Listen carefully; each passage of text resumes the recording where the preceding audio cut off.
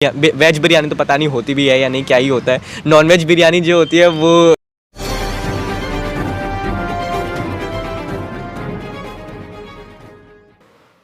आपने भौकाल web series देखी होगी।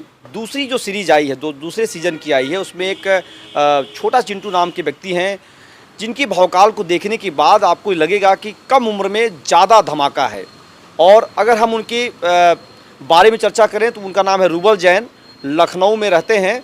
उनसे सीधी आज हम बातचीत करने जा रहे हैं, समझना चाहते हैं कि वाकई में क्या उनकी पर्सनल लाइफ में जो भौकाल जो उन्होंने दिखाया है, क्योंकि जो बच्चे देखते हैं उनको, जो इस समय यंगस्टर जो देख रहे हैं, सोच रहे होंगे कि एक लड़का आता है और सीधा वहाँ पर कट्टा चला रहा है, और उस जिस लैंग्वेज में बातचीत हो रही है वो वाकई में एक बहुत ही समझने की बात है। हम सीधे चलते हैं और बात करते हैं। हमारे साथ मौजूद है रूबल जैन, जो मात्र 16 साल के हैं और 11वीं क्लास में पढ़ाई कर रहे हैं। रूबल जी, आपका बहुत बहुत स्वागत है। Thank you so much.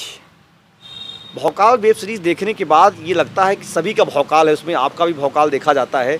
ये बताइए कि कैसे आपने ये समझा कि ये जो रोल है हमें करना चाहिए, क्योंकि जो रोल है उसमें एक छोटे बच्चे का है और वो बच्चा जो है केवल कट्टा चला रहा है उसमें, और जो बातचीत करने का जो एक रंगबाजी कहते हैं, रंगबाजी जो दिखाया जाता है कि सीधा गोली मार देना है अगर बात नहीं सुनना है, तो उस आपकी एंट्री होती है और कहा जाता है कि यही लड़का है जो ये काम कर पाएगा। तो ज़रा बताइए कि कैसे आपकी एंट्री भौकाल में हो पाई, क्या रहा पूरा प्रोसेस, उसका सिस्टम क्या रहा? फर्स्ट ऑफ ऑल तो बहुत नेगेटिव कैरेक्टर था वो भौकाल में, जो मतलब पर्सनल लाइफ में तो ऑफ कोर्स नहीं हूँ मैं। तो उसके लिए मेरे को ढलने के लिए वहाँ पे मेथड एक्टिंग का मुझे सहारा लेना पड़ा। लाइक जैसे उसका डायलेक्ट जो उसमें है, बातचीत करने का तरीका, वो थोड़ा हरियाणवी और मतलब गुज्जर टाइप, जो गुर्जर टाइप्स होते हैं वैसा है। और हम तो लखनऊ में रहते, तो यहाँ पे तो आप करके बोलते हैं, वहाँ पे तो सीधा वो ऐसा लगता है भी कि बोल भी प्यार से नहीं, बट वो लगता है कि खड़ी बोली जिसे कहते हैं। तो वैसे बोलने के लिए मेरे को यूट्यूब पे पहले वीडियोस देखने पड़े। देखिए, फर्स्ट ऑफ ऑल मेरा ऑडिशन जो हुआ था उसमें इंट्रो मांगा था मेरा, हरियाणवी में ही मांगा था। जो राइटर है जय बंसल सर थे हमारे, तो जब मांगा था उनने तो तब तो मुझे बिल्कुल नहीं आती थी, तो दे दिया। अब जैसे भी दिया, थोड़ा मारवाड़ी स्टाइल लगा दिया था, तो वो तो दे दिया। फिर सेल्फ टेस्ट बनाए थे 3-4, मतलब कि गुंडा है, लड़की छेड़ रहा है और कर रहा है ऐसे बातचीत, गाली वाली दे रहा है। तो वो सेल्फ टेस्ट में मैंने ऐसे 3-4 वीडियोस बना के अपने कोऑर्डिनेटर्स को भेज दिए थे। फिर एक बार और उनने बुलाया था, तब पूरा इम्प्रूव टाइप हुआ था। जो ऑडिशन हुआ था मेरा, वो प्रॉपर ऑडिशन था। उसमें उन्होंने जय सर थे जो हमारे, और ओमकार सर थे जो फर्स्ट एडी थे, उनने एक इम्प्रूव बनाया कि एक लड़का है, स्कूल का स्टूडेंट है, और एक लड़की को बेसिकली प्रपोज करने जाता है वो, और वो उसको मना कर देती है। तो वो जो लड़का होता है ना, वो गुस्सा आ जाता है, मतलब तो गाली वाली देने लगता है, तो वो लड़की भी गाली वाली देने लगती है।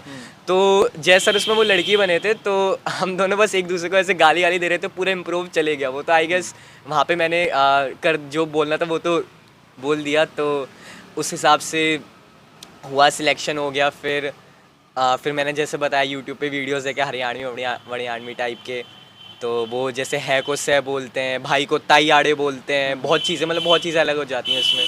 तो ये सब करना पड़ा मेरे को, तब जाके जो छोटा चिंटू का जो कैरेक्टर जो मैंने आया, मैं वहाँ तक और पास जा सका उस कैरेक्टर। जब आपने सीरीज़ देखी होगी तो उसमें एक जो उसमें बड़े चिंटू कहते हैं कि ये जो कपड़ा आपको दिया गया, उसके बाद बोले कि अब तुम छोटा चिंटू के नाम जाने जाओगे। जब आपने उस रोल को किया, और एक कहते हैं कि जो आपका नेगेटिव कैरेक्टर था, असल लाइफ में क्या है, लगता है आपको कि वो जो दिखाया जा रहा है वो चीज़ें एज ए मूवी के अलावा, तो क्या लगता है कि वो चीज़ें बहुत आसान होती हैं क्या किसी की पर्सनल लाइफ में? अगर आपकी लाइफ को हम समझें कि जैसे कि आप 11वीं क्लास में पढ़ रहे हैं और 16 साल की एज है, और लगातार वहाँ वायलेंस हो रहा है, और उस वायलेंस में जो आपके दोनों सरदार हैं उसमें, जो दोनों सरदार का मतलब जो बड़े, जो दोनों उसमें छोटे और पिन बड़े जो हैं, उनके साथ मिलके आपका काम था। तो ये जो हमारे इंटरव्यू का मतलब ये है, मकसद ये है कि आपसे समझा जाए कि जो आपकी पर्सनल लाइफ है उसमें कितना चीज़ों को कर पाते हैं, उसमें कैसा आपका रहता दिनचर्या दिन भर की, इन सब चीज़ों के अलावा। देखिए, जो छोटा चिंटू का कैरेक्टर था वो तो कैरेक्टर ही था, उसमें मैं असल लाइफ में तो बिल्कुल ऐसा नहीं हूँ कि कहीं भी चले गए गोली वोली मार दी, दुकान वालों को गाली दे रहे हैं, ये कर रहे हैं, तो वो तो नहीं हूँ। और जब चिंटू जो होते हैं, सिद्धांत कपूर सर जो होते हैं, वो जब टी शर्ट देते हैं तो वो जो कैरेक्टर था वो उनने मेरे को, जो छोटी गैंग उनकी बनी थी, बच्चों की गैंग, जो मुजफ्फरनगर में आई गेस सच्ची में होता था, अब तो शायद नहीं होता है, कि मतलब बच्चे भी हैं जैसे 16 से 19 साल की टीनेजर्स जो बेसिकली हैं, वो वहाँ पे ऐसी गन वन चला रहे हैं, क्योंकि उनको भी एक मतलब अंदर से जोश था कि जब, अगर देखिए पूरी सीरीज़ में ये कहा गया है कि वहाँ पे नवीन सिकेरा सर के आने से पहले ही वहाँ पे जो चिंटू पिंटू को वहाँ पे हीरो मानते थे लोग, तो वो बच्चे ऑफ कोर्स हीरो से वो अट्रैक्ट होते थे कि हमें भी करना है ऐसा, हमें भी गोली चलानी, हमें भी लोग जाने, तो शायद वो लोग करते हों। तो वही दिखाया इस सीरीज़ में कि बच्चे भी वहाँ पे, उन लोगों ने ऐसा उनको ब्रेन वॉश कर दिया था बच्चों को कि वो भी एक गैंग बनाना चाहते थे, पर हाथ में बुक्स कॉपीज़ होने की बजाय उनके हाथ में गोली गन्स थी। तो वो मैंने वही चीज़ पोर्ट्रेट की है जहाँ तक मैं जा सका। तो वही छोटा चिंटू का कैरेक्टर, जब वो मुझे टी शर्ट देते थे तो एक्चुअली उसमें एक सीन कट भी हो गया, उसमें वो टी शर्ट देते थे, मैं अपनी टी शर्ट उतारता था फिर टी शर्ट पहनता था, और फिर जब वो करीम आते हैं जो शौकीन की गैंग में थे, उनसे मतलब बातचीत होती तो बोलते अरे ये तो शौकीन का अंडवा था, डिड्डो को मरेगा। तो वो पूरा सीन था, वो एक्चुअली में कट हो गया, बट वो था उसका मीनिंग, वो निकल आ रहा था कि क्या था बेसिकली वो। तो यही थी। और जो आप जैसा पूछे कि सिद्धांत कपूर सर और प्रदीप नागर सर, चिंटू पिंटू, जो उनके साथ कैसा लगा काम करके, ये तो मैं बोलूँगा कि उनके साथ बहुत अच्छा लगा, क्योंकि आप लोगों ने देखा होगा सीरीज़ में वो पूरे ही मतलब ऐसे नेगेटिव स्टाइल में दिखाएं कि अगर पागल ही हो जाते हैं ना, जो मारते हैं, गाली देते हैं, पूरे कॉन्ट्रास्टिंग है वो अपनी रियल लाइफ में, बहुत ही डाउन टू अर्थ हैं और बहुत ही प्यारे इंसान हैं दोनों।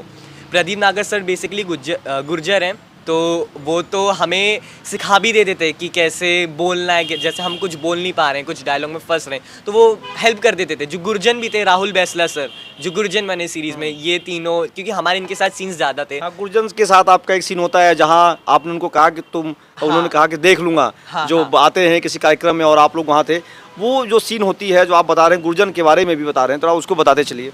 गुर्जन जो बेसिकली दिखाते हैं उसमें, वो बहुत ही हट्टा कट्टा कैरेक्टर है, और मतलब सीज़न 1 के हिसाब से भी बहुत ग्रो करता है वो कैरेक्टर।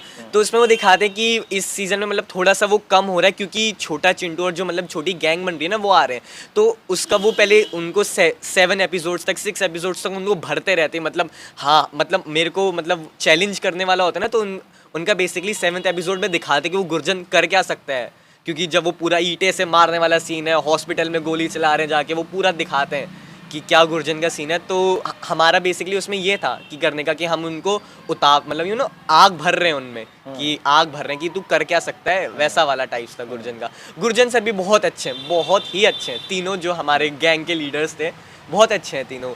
सिद्धांत कपूर सर है, वो तो अलग ही, मतलब खूब हंसते रहते हैं और हमें भी हंसाते, मतलब बहुत फ़ोटोज़ लेते थे हम लोग साथ में, बात करते थे। मेरा टोटल 10 डेज़ का शूट था, तो उसमें खूब हम लोग की बात हुई, खूब फ़ोटोज़ खींचे हम लोग, बात करते थे एक दूसरे के बारे में, तो बहुत अच्छा रहा उनके साथ काम करने का। करते हैं हाँ, कबाब और बिरयानी, यहाँ की जो non veg biryani, veg biryani तो पता नहीं होती भी है या नहीं, क्या ही होता है, नॉन वेज बिरयानी जो होती है वो खाने का मन करता है, बट नहीं खा सकते क्योंकि हम लोग जैन हैं। और बेस्ट आपका घूमने का शहर कोई हो जो आपको बहुत प्यारा लगता हो, वहाँ जाएँ, घूम के आएँ? घूमने का शहर तो मुझे आउटसाइड इंडिया भी जाना है, इंडिया में भी बहुत अच्छी अच्छी जगह घूमना है वहाँ पे। ट्रैवलिंग का कितना शौक है आपको? ट्रैवलिंग का मुझे बहुत शौक है, ट्रैवलिंग का और खाने का भी। देखिए मैंने आपको बताया मैं डांस परफॉर्मेंस भी करता हूँ, तो जहाँ पे अगर जैसे कोई प्रोग्राम का होता है, तो प्रोग्राम से ज़्यादा अच्छा तो मुझे घूमने में लगता है। फ़ोटोज़ खींचते हैं, वीडियोज़ बनाते हैं, अलग अलग जगह अलग अलग मतलब सिंपल एस्थेटिक्स बनते हैं ना, जैसे अगर पेड़ भी दिख रहा है तो उसकी भी फ़ोटोज़ खींच लेनी चाहिए, जहाँ तक मैं मानूँ, क्योंकि वो रिकॉर्ड हो जाता है, एक अपने पास रहता है, वो ज़िंदगी तक रह सकता है हमारे पास, ज़िंदगी भर तक, तो वो बहुत अच्छा लगता है मुझे। सबसे बेस्ट चाइल्ड एक्टर कौन लगता है आपको? चाइल्ड एक्टर बहुत सारे हैं बालवीर में जो आते हैं सारे बच्चे, वो मुझे बहुत अच्छे लगते हैं, और अपने रुद्र सोनी है, और मैं देखूँ तो दर्शन ज़ल्फ़ारी भैया हैं जो तारे ज़मीन पर थे, वो बहुत अच्छे लगते, बहुत सारे हैं ऐसे, बहुत अच्छे लगते, सब अच्छा काम कर रहे हैं। सब अच्छा काम कर रहे हैं। ये रूबल जैन हमारे साथ अभी जो बातचीत हो रही थी, इन्होंने बहुत सारी वेब सीरीज़ में काम किया है और इन्होंने बताया कैसे एक दौर होता है, रियल लाइफ्स और रियल लाइफ्स में जो अंतर होता है। लगभग लोग आपने देखा होगा मिर्ज़ापुर की वेब सीरीज़ देख करके लोगों को लगा कि मुन्ना त्रिपाठी वैसे ही होंगे जैसे उसमें दिखाया जाता है। उनका भी मैंने इंटरव्यू किया है, उसमें जो रोल है उस बातें उन्होंने बताई हैं अपनी। तो ये कहानी है एक भौकाल वेब सीरीज़ में छोटे चिंटू के रूप में काम करने वाला रूबल जैन की, जिन्होंने बताया कैसे उन्होंने तमाम उन रोल्स को अदा किया है। वो अभी और बहुत सारे इनका लंबा सफ़र जारी है और आगे जाना चाहेंगे। तो मुझे लगता है कि आज इन्होंने हमारे उन सभी सवालों का जवाब दिया है जो हम जानना चाहते थे इनसे, कि वाकई में क्या रियल लाइफ से कितनी अलग है इनकी। लगातार इस तरह के इंटरव्यू हम कर रहे हैं और आप अगर आपको लगता है कि ये बेहतर है तो कमेंट करके ज़रूर बताइएगा, लेकिन चैनल सब्सक्राइब करना नहीं भूलिएगा। Thank you. एक चीज़ और बोलना चाहूँगा, मैं एट लास्ट जो हमारे डायरेक्टर सर थे जतिन वागले सर, राइटर सर जो थे हमारे जय बंसल सर, और प्रोड्यूसर सर जो थे विक्की भैरी सर, उनको मैं बहुत बहुत शुक्रिया करना चाहूँगा for casting me in this series. और and I would like to thank my parents, my family and my brother a lot. वो बहुत सपोर्टिव है मेरे इस काम के लिए, तो मैं उन लोग को बहुत बहुत बहुत थैंक यू बोलना चाहूँगा, अपने पेरेंट्स को भी, कि for supporting me that much. तो रूबल ने हमें समय दिया। रूबल, हम चाहेंगे कि अगली बार एक बड़ी वेब सीरीज़ में फिर आप आएँ, फिर आपसे मुलाकात किया जाए। आप लोग का आशीर्वाद रहेगा तो बिल्कुल। हाँ, तो इसके लिए बहुत बहुत धन्यवाद आपका कि वो बहुत अलग होता है। तो लगातार इस तरह के इंटरव्यूज़ हम करने का प्रयास कर रहे हैं कि दिखाया जाए कि वाकई में क्या जीवन होता है। आज बस इतना ही, लगातार देखने धन्यवाद।